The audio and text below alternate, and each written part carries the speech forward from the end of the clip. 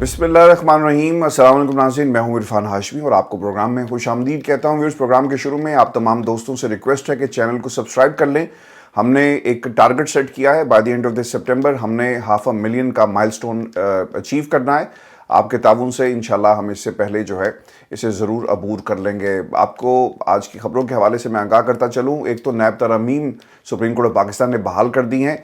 इन तरमीम की बहाली के बाद इसका असर इमरान खान के केसेस पर क्या पड़ेगा, कितने केसेस फारिग होने जा रहे हैं, वैसे इसकी तफसील मैं आपके सामने रखूंगा। और फिर माजी में आसिफ अली जरदारी, नवाज शरीफ, शहबाज शरीफ और इनके ख़ानदान के दीगर लोग और दीगर सियासतदानों के केसेस पर इसका क्या असर पड़ेगा और माजी में इन्होंने क्या फ़ायदा हासिल किया। और खान साहब सुप्रीम कोर्ट पाकिस्तान में जब वीडियो लिंक पर पेश हुए तो उनका क्या मौक़िफ़ था ये नैब तरमीम को लेकर, जब एक जज ने उनसे सवाल किया कि खान साहब इसका फ़ायदा तो आपको भी होगा, और इमरान खान ने क्या तारीख़ी जुमला कहा।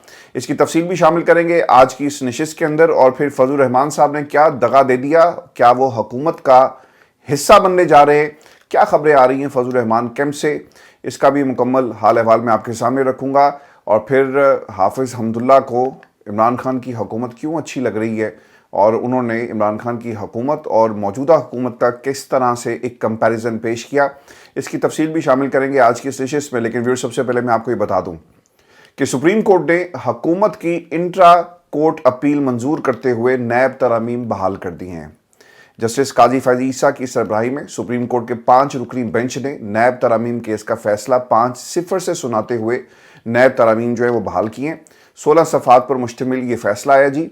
और कुछ दिन पहले इमरान खान ने अडाला जेल से ये कहा था कि ये इंतज़ार कर रहे हैं कि मुझे पहले सज़ा हो और उसके बाद इसका फ़ैसला सुनाया जाए, लेकिन सज़ा से पहले ही इसका फ़ैसला जो है वो सुना दिया गया। केस का पस मंज़र मैं आपके सामने रख देता हूँ और आज अदालत में अपने फ़ैसले में क्या कहा। सुप्रीम कोर्ट ने जी 15 सितंबर 2023 को नैब तरमीम कलअदम करार दी। आपको याद होगा उस वक्त Umar Ata Bandial chief justice of Pakistan थे। सुप्रीम कोर्ट ने 10 में से 9 नैब तरमीम कलअदम करार दी थी, जिसके खिलाफ वफाकी हुकूमत और सूबाई हुकूमतों ने सुप्रीम कोर्ट में इंट्रा कोर्ट अपीलें दायर की। इस बेंच में जस्टिस उमर अता बंदयाल, जस्टिस एजाजुल एहसन और जस्टिस मंसूर अली शाह साहब जो थे वो शामिल थे।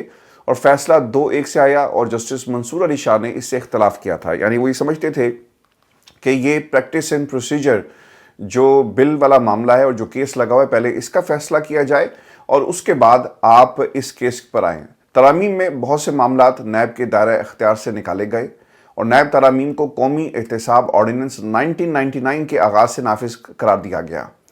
अब नैब तरामीम के तहत जो कुछ हुआ, एक तो जी 50 करोड़ से कम के मामलात की तहकीकात नहीं कर सकता। अब नैब 100 से ज़ायद अगर मुतासरीन पर धोखाधही मुकदमे की तहकीकात करेगा। अगर 100 से ज़ायद मुतासरीन जो हैं वो सामने आते हैं तो फिर ये तहकीकात बाकायदा तौर पे इनका आगाज़ हो सकता है।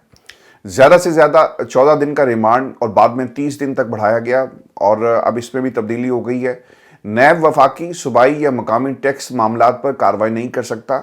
रेगुलेटरी इदारों को नैब दायरा कार से निकाल दिया गया, यानी पेमरा हो, इसके साथ साथ ओगरा हो या फिर आपके जो दीगर नेपरा, आप इसको नैब के उस स्फीयर में कार्रवाई के आप नहीं ला सकते। ये भी इस फैसले का हिस्सा है। आज का फैसला क्या है? आज सुप्रीम कोर्ट ने हुकूमत की अपीलें मंजूर कर ली और नैब तरमीम को बहाल कर दिया है। चीफ जस्टिस काजी फैज़ ईसा ने फैसला लिखा और इस फैसले के मुताबिक ये गौर से सुनिएगा कि इमरान खान को इसका किस तरह से फ़ायदा होने जा रहा है और खान साहब ने इन तरमीम के हवाले से क्या कहा था माजी में।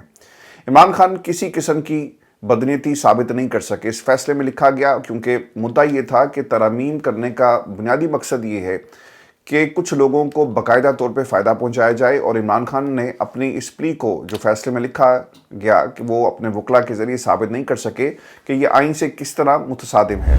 और दूसरी चीज़ कि अदलिया और पार्लियामेंट को एक दूसरे के मामलात में मुदाखलत नहीं करनी चाहिए। आइन सेपरेशन ऑफ पावर के कॉन्सेप्ट के ऊपर बिलीव करता है, एक दूसरे का एहतराम किया जाए। लेकिन व्यूअर्स, यहाँ पर ये तासुर देने की कोशिश की जा रही है कि अदलिया और पार्लियामेंट एक दूसरे के मामलात में किसी किस्म की अगर कोई कानून साजी होती है तो मुदाखलत नहीं करेगा, यानी एक दूसरे का एहतराम किया जाएगा। याद रखिएगा कि अगर कोई कानून आइन से मुतसादिम होगा तो फिर सुप्रीम कोर्ट ऑफ पाकिस्तान ये हक रखती है कि उसमें मुदाखलत हो। लेकिन इस फैसले से ऐसा लग रहा है, जिस तरह लिखा गया कि आप अपने कानून को बनाएं, हम इसके अंदर मुदाखलत जो है वो नहीं करेंगे। सुप्रीम कोर्ट ने जो तीसरी चीज़ है کہ ججز یا چیف جسٹس کو پارلیمان کی طرف سے کی گئی قانون سازی پر گیٹ کیپر نہیں بننا چاہیے، یعنی فیصلہ موجودہ قانون سازی پر بھی اثر انداز ہوگا، اور اس وقت ججز کی تعداد بڑھانے کی بات ہو رہی ہے، توہین عدالت آرڈیننس ختم کرنے کی بات ہو رہی ہے، یہ بھی آپ نے یاد رکھنا ہے، اور آئین میں ترامیم کی بات جو ہے اس وقت چل رہی ہے۔ چیف جسٹس کو ایکسٹینشن دینے کی معاملات بھی اس وقت زیر غور ہیں۔ ان تمام معاملات پر اس فیصلے کے اثرات ہوں گے، اور اس کے علاوہ جو الیکشن ایکٹ میں ترمیم کی گئی اور اس سے مخصوص نشستوں کے فیصلے کو ختم کرنے کی کوشش کی گئی، اس فیصلے پر بھی اس ججمنٹ کا اثر ہوگا۔ قومی اسمبلی میں وہ ترمیمی بل جو تھا اس کے اوپر باقاعدہ طور پہ اسے بھی پاس کر لیا گیا ہے، تو اب جو بھی پارلیمنٹ قانون سازی کرتی ہے، اگر کوئی یہ سمجھتا ہے کہ اس قانون سازی کو آپ سپریم کورٹ پاکستان میں چیلنج کریں گے تو یہ آرڈر یقیناً اس کے راستے میں ایک بہت بڑی رکاوٹ ہوگا، اور اس طرح سے پارلیمنٹ کو مضبوط کیا جا رہا ہے، یعنی غلط فیصلوں کو مضبوط کیا جا رہا ہے۔ پارلیمنٹ کو انہوں نے کیا مضبوط کرنا ہے؟ اب جو چوتھی چیز ہے، پھر اس فیصلے میں یہ کہا گیا کہ سپریم کورٹ کو قانون سازی کو ہر ممکن صورت میں برقرار رکھنا چاہیے، نیب ترامیم کو خلاف آئین ثابت نہیں کیا جا سکتا۔ پانچویں چیز فیصلے میں کہا گیا کہ نیب قانون سابق آرمی چیف پرویز مشرف نے زبردست اقتدار میں آ کر بنایا اور 34 دن کے بعد اسے بنایا جاتا ہے۔ پرویز مشرف نے آئینی جمہوری آرڈر کو باہر پھینکا اور اپنے لیے قانون سازی کی۔ پرویز مشرف نے اعلیٰ عدلیہ کے ان ججز کو ہٹایا جنہوں نے غیر آئینی اقدام کو توسیع نہیں کی۔ اور پھر چھٹی چیز، مشرف دور میں بنائے گئے قانون کے ڈھانچے میں لکھا گیا کہ نیب قانون کا مقصد کرپشن کا سدباب ہے۔ جن سیاستدانوں یا سیاسی جماعت نے پرویز مشرف کو جوائن کیا انہیں بری کر دیا گیا۔ نیب قانون کا اصل مقصد سیاستدانوں کو سیاسی انتقام یا سیاسی انجینئرنگ تھا۔ ساتویں چیز جو اس فیصلے میں لکھی گئی کہ نیب قانون میں تیسری ترمیم 29 مئی 2023 کو کی گئی، جب نیب ترامیم کے خلاف مقدمے کی 6 سماعتیں ہو چکی تھی تو تیسری ترمیم لائی گئی۔ تیسری ترمیم کا سپریم کورٹ نے فیصلے میں جائزہ ہی نہیں لیا۔ سپریم کورٹ کو قانون سازی کو جلد ختم کرنے کی بجائے اسے بحال رکھنے کی کوشش کرنی چاہیے تھی۔ اور پھر جو 8واں نقطہ اٹھایا گیا کہ ان ترامیم میں سے بہت سی ترامیم کا جو معمار ہیں وہ خان صاحب خود ہیں، انہوں نے لفظ استعمال کیا مسٹر نیازی۔ اور پھر جو بغض عمران کے اندر ہی جو فیصلہ لکھا گیا، اگر آپ غور سے دیکھیں تو وہ یہ کہتے ہیں کہ مسٹر نیازی نے نیک نیتی سے درخواست دائر نہیں کی۔ مسٹر نیازی کی درخواست سپریم کورٹ میں قابل سماعت ہی نہیں تھی۔ آپ فیصلہ لکھتے، آپ آئین اور قانون کا حوالہ دیتے، لیکن آپ نے جان بوجھ کر نیک نیتی کا لفظ استعمال کیا۔ عمران خان سے تو اطہر اللہ صاحب نے پوچھا تھا کہ صحیح آپ کو تو اس کا فائدہ ہونا ہے، آپ نے کیوں اس کے اوپر اپیل میں آ گئے؟ تو خان صاحب نے کہا تھا کہ جو ملک کے ساتھ ہو رہا ہے اور جن لوگوں کو فائدہ پہنچایا گیا، جنہوں نے اربوں روپے پاکستان کی عوام کے لوٹے، باہر پیسہ یہ بھیج دیتے ہیں، تو میں اپنی ذات کو دیکھوں یا پاکستان کو دیکھوں؟ تو یقیناً اس فیصلے کے اندر جو چیزیں اور جو الفاظ کا چناؤ کیا گیا وہ انتہائی کنٹروورشل ہے، کیونکہ عمران خان کو یقین تھا کہ جو ان کے کیسز ہیں وہ میرٹ کے اوپر عدالتوں سے انصاف حاصل کریں گے، وہ لڑیں گے، اور یہ جو عدالتی جنگ ہے وہ لڑنے سے ڈرتے نہیں ہیں۔ لیکن یہ نہیں ہو سکتا کہ جن کے پاس جواب نہیں ہے، جنہوں نے گاڑیاں خریدی، جنہوں نے توشہ خانہ کے اندر غدر مچایا، لیکن عمران خان کو صرف ٹارگٹ بنایا گیا۔ لہٰذا فیصلہ کچھ بھی آئے، عمران خان اپنی عدالتی جنگ کو جاری رکھے گا۔ لیکن جج صاحب یہ کہتے ہیں کہ بدنیتی پر یہ پورے کا پورا جو ہے اپیل عمران خان نے جو دائر کی، اس کے اوپر عمران خان کی جو انٹینشنز ہیں وہ اچھی نہیں تھی۔ اس کے بعد جو 9واں پوائنٹ ہے جی، قانون کو ججز کا اپنے جو کرائٹیریا یا پیمانے سے پرکھنے کی آئین جو ہے وہ اجازت نہیں دیتا۔ ججز اپنے حلف کے مطابق آئین اور قانون کے پابند ہیں۔ اب یہ فیصلہ کس کے حق میں ہوگا؟ میں آپ کو جب یہ میں پروگرام کر رہا ہوں تو خبر یہ آئی ہے کہ توشہ خانہ جو 2 ریفرنس میں بانی پی ٹی اے اور اہلیہ کی ضمانت بعد از گرفتاری کی درخواستوں پر سماعت ہوئی ہے، اور نیب حکام نے عدالت کو یہ بتا دیا کہ سپریم کورٹ پاکستان کا فیصلہ آ گیا۔ اب ہمیں اس تناظر میں دیکھنا ہوگا کہ یہ کیس جو ہے وہ ہمارے دائرہ کار میں آتا ہے یا نہیں آتا، تو اس کے اوپر اب سماعت ملتوی کر دی گئی ہے۔ مزید ڈیولپمنٹ سے میں آپ کو آگے چل کے بتاتا ہوں، لیکن ویورز اب فیصلہ کس کے حق میں آیا یا کس کے خلاف آیا؟ اس کیس کی جب سماعت ہو رہی تھی ماضی کے اندر، تو جسٹس اطہر اللہ کے الفاظ کیا تھے، میں آپ کو دوبارہ ریپیٹ کر دیتا ہوں۔ انہوں نے عمران خان سے کہا کہ اگر نیب ترامیم منظور ہو جاتی ہیں تو اس کے بینیفیشری آپ ہوں گے، لیکن خان صاحب نے کہا کہ چاہے اس کا مجھے فائدہ نہ بھی ہو لیکن پھر بھی میں اس کی مخالفت کروں گا، کیونکہ اس سے بڑے بڑے مگرمچھ جو ہیں وہ بچ جائیں گے۔ مگرمچھ کون تھے؟ آصف علی زرداری۔ کیا کہا کہ صحیح میں صدر ہوں، مجھے نہیں آپ نے ہاتھ لگانا، باقیوں نے بھی یہ کیا۔ پہلی چیز کہ اب اس ترمیم کے بعد عمران خان کو فائدہ جو ہے وہ کیا ہوگا؟ نئی ترمیم کے بعد توشہ خانہ ریفرنس کیس جی ختم ہو جائے گا، کیونکہ 50 करोड़ से कम पर तहकीकात जो है वो नहीं की जा सकती, और इसकी आज भी समाअत हो रही है, और ये एक तरह से केस जो है वो ख़त्म हो गया। दूसरी नैब की जो अहम तरमीम बहाल हुई है, जिसके मुताबिक वफाकी काबीना के फैसलों पर सवालात नहीं उठाए जा सकते, चूँकि 190 मिलियन पाउंड केस में भी वफाकी काबीना ने फैसला किया। और आपको व्यूअर्स याद होगा कि जुबैदा जलाल और इसके साथ परवेज़ खट्टक साहब जो हैं, इनके बयानात जो उन्होंने इमरान खान के खिलाफ दिए, अब उनकी क्या कानूनी हैसियत है, एन मुमकिन है कि इस मामले को इस्लामाबाद हाई कोर्ट में ले जाया जाए। जस्टिस अतर मिल्ला का जी इजाफी नोट इसमें वो भी मैं आपको बता देता हूँ। वो लिखते हैं, जो उन्होंने अपने इस फैसले के हवाले से कहा कि अक्सरियती फैसले से इत्तफाक करते हुए उन्होंने लिखा कि वफाकी हुकूमत की अपील नाकाबिल समाअत और मुतासा फ्रीकैन की अपीलें मंजूर की। चीफ जस्टिस के फैसले से इत्तफाक करता हूं, लेकिन हुकूमती अपीलें प्रैक्टिस प्रोसीजर कानून के तहत काबिल समाअत नहीं है। हुकूमत की इंट्रा अपील मुस्तरद की जाती है। ये जस्टिस अतर मिल्ला की तरफ से लिखा गया नोट है। और उन्होंने ये भी लिखा कि जजेस और आर्म फोर्सेस के अरकान को नैब कानून से इस्तिस्ना हासिल नहीं है। अगर कोई आर्म फोर्सेस का केस भी आएगा तो ऑब्वियसली इस कानून के तहत ये उनसे भी सवाल किया जाएगा जो भी उनके ऊपर इल्ज़ाम है। अब बैरिस्टर गौहर की जी गुफ्तगू हुई है, उन्होंने इस हवाले से क्या कहा कि चेयरमैन पाकिस्तान तहरीक इंसाफ बैरिस्टर गौहर ये कहते हैं कि जब सुप्रीम कोर्ट ने इमरान खान से पूछा कि नैब तरमीम बहाल होने से आपको तो फ़ायदा है, तो उन्होंने कहा कि मेरा नुकसान होता है तो हो जाए, मुल्क का फ़ायदा होना चाहिए। आज के फैसले से दो चीज़ें सामने आई। तोशाखाना 2 केस अमनन आज ख़त्म हो गया।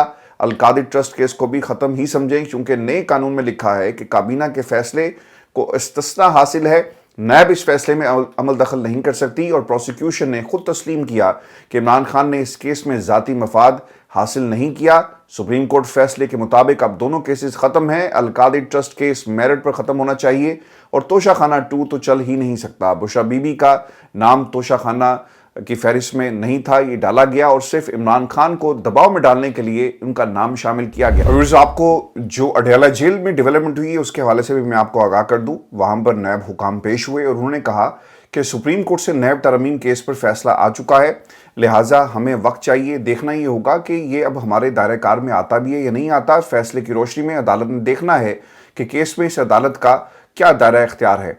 अब जो रेफरेंस 2 है तोशाखाना का, इसमें बुशरा बीबी और इमरान खान को अदालत में आज पेश किया गया और पीर तक इसकी समाअत जो है उसे मुलतवी कर दिया गया। व्यूअर्स, एक और बड़ी डेवलपमेंट ये हुई है कि पाकिस्तान में जो इस्लामाबाद में जलसों की जगह मुख्तस करने का जो बिल था, ये कौमी असम्बली से भी इसे मंजूर कर लिया गया है। और इसके साथ साथ पेशावर से खबर ये आ रही है कि chief justice Peshawar high court commission के लिए जज मुकर्रर करें। ये केपी हुकूमत ने एक और ख़त लिख दिया है और हाजिर या रिटायर्ड जज को कमीशन का सरबराह मुकर्रर किया जाए। इससे पहले आपको याद होगा कि हुकूमत भी एक ऐसी कोई कमीशन, इंक्वायरी कमीशन जो है वो तरतीब दे सकती है, लेकिन इंक्वायरी कमीशन नहीं बनाया गया। और अब दोबारा से पेशावर हाई कोर्ट को ये ख़त लिखा गया और 9 मई पर जुडिशल कमीशन बनाने के हवाले से इस्तदा की गई है, ताकि पता चल सके कि हमलावर कौन थे और किन लोगों ने पाकिस्तान की फौजी तनसीबात के ऊपर हमला किया। और साहब को ये भी खबर दें कि फजलुर रहमान साहब मुतादिद दफ़ा ऐसे बयान दे चुके जिनके हवाले से कार्रवाई होनी चाहिए थी, लेकिन उनके खिलाफ कार्रवाई नहीं की गई, जिसमें पाकिस्तान के एस्टेब्लिशमेंट पर उन्होंने खुलकर तनकीद की। और दूसरी तरफ हम ये देखते हैं कि आसिफ अली जरदारी साहब चल कर गए उनके पास और मदद मांगी और बंदूक का तोहफा दिया, और फिर इसके बाद हमने शहबाज शरीफ साहब को भी उनके पास चलकर जाते हुए देखा। जो खबरें फजलुर रहमान साहब के कैंप से बाहर आ रही थी कि इन्हें 2 सेनेटर्स और एक गवर्नरशिप की ऑफ़र करवाई गई है, और अब खबर ये आ रही है कि सेनेटर के साथ साथ जो जिन्हें कहा जा रहा है कि हम आपको सेनेटर्स जो है आपकी जमात के बना देंगे, साथ साथ आपको केपी का गवर्नर भी हम बनाने के लिए तैयार हैं, और फिर बलूचिस्तान के अंदर भी आपको एक शेयर जो है वो दिया जाएगा। और अब ज़राए से ये खबरें, अब इनकी सदाकत इस हवाले से ज़रूर सामने आ रही है कि ये बिल्कुल फजलुर रहमान साहब का ट्रैक रिकॉर्ड ये बताता है कि उन्होंने बड़े हलवे के लिए हमेशा जदोजहद की, और वो बार बार ये कहते रहे कि जब हुकूमत बन रही थी तो हमें हिस्सा नहीं दिया गया, हमें क्यों शामिल नहीं किया गया। और उनका जो डायरेक्ट मुखातिब था वो पाकिस्तान की इस्टेब्लिशमेंट थी। फिर उन्होंने बाऊजी से भी एक गिला किया कि जब पीडीएम के प्लेटफॉर्म को हम लीड कर रहे थे, हुकूमत मिली तो आप हमें भूल गए। और आज बाकायदा तौर पे जो उनके कंसर्न्स थे वो आसिफ अली जरदारी को भी पहुँचाए गए। फिर इसके साथ साथ जो उनका कंसर्न है वो शहबाज शरीफ के ज़रिए नवाज शरीफ को भी पहुँचाया गया। तो व्यूअर्स, फजलुर रहमान साहब अपने हलवे में कामयाब हो गए और उनको हलवा जो है वो मिलने की खबरें जो है उनके कैंप से आ रही हैं। और अब एक खबर सामने आई है जिसके मुताबिक فضل الرحمان نے وزیراعظم سے فی الحال حکومت کا حصہ نہ بننے کا کہا تھا. میں آپ کو کل کہہ رہا تھا نا کہ یہ کریں گے کیا. جس طرح پاکستان تحریک انصاف جو ہے، پیپلز پارٹی جو ہے، وہ حکومت کا حصہ نہیں ہے اور کابینہ کا حصہ نہیں ہے، لیکن حکومت کا اتحادی ضرور ہے، اور جتنے بھی مشکل فیصلے ہیں وہ پاکستان پیپلز پارٹی کہتی ہے کہ بھئی ہم نہیں، آپ کریں. تو اب اسی طرح کے اس فارمولے پر فضل الرحمان صاحب نے بھی عمل کرتے ہوئے کیا کیا، انہوں نے کہا جی کہ ہم آپ کا حکومت کا حصہ تو نہیں بنیں گے، لیکن یہ جو آپ باتیں ہمیں بتا رہے ہیں، جو ہمیں آفرز کروا رہے ہیں، اس کے بارے میں ہم سوچتے ہیں. اور فضل الرحمان نے وزیراعظم سے فی الحال حکومت کا حصہ نہ بننے کے حوالے سے بات کی ہے. اب فضل الرحمان حکومتی وفد نے جے یو آئی کو 4 وزارتوں کی پیشکش کی. یہ قریبی ذرائع ہیں فضل الرحمان کے جو اس بات کو کنفرم کر رہے ہیں، اور اس کے اوپر کیا وہ عمل کرتے ہیں، مانتے یا نہیں مانتے. جمعیت علماء اسلام فے کا وفاقی حکومت میں شمولیت کا ایک طرح سے یہ اقرار ہے، لیکن اس کا باقاعدہ طور پہ اعلان کب کیا جائے گا یہ ویورز دیکھنا ہے، کیونکہ اس سے پہلے خبریں یہ آ رہی تھی کہ فضل الرحمان نے کہا کہ ہم اس حکومت کا حصہ بنیں گے. یہ تو خودکشی کرنے سے مترادف ہوگا، تو ہم یہ خودکشی نہیں کریں گے. بیرسٹر سیف کا جی اس کے اوپر ریئیکشن آیا، اور انہوں نے کہا جی کہ خان صاحب کے کہنے کے اوپر ہم نے فضل الرحمان سے گفتگو کی، ہم ان کے پاس گئے، کمیٹیاں بنائی گئی.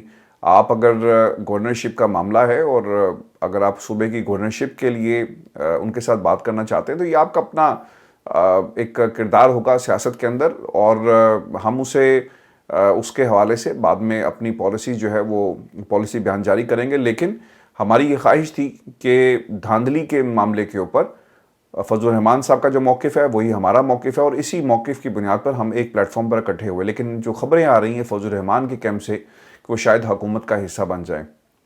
اب ہوتا یہ ہے کہ جو چیزیں ان کو پسند آ رہی ہیں نا، اس پہ تو وہ عمران خان کے ساتھ چلتے ہیں. مثال کے طور پہ حافظ حمداللہ صاحب نے کیا کہا کہ ہم پی ڈی ایم کے پلیٹ فارم پر لانگ مارچ کر چکے، جلسے کر چکے، ہمیں اسلام آباد میں داخل ہونے سے نہیں روکا گیا.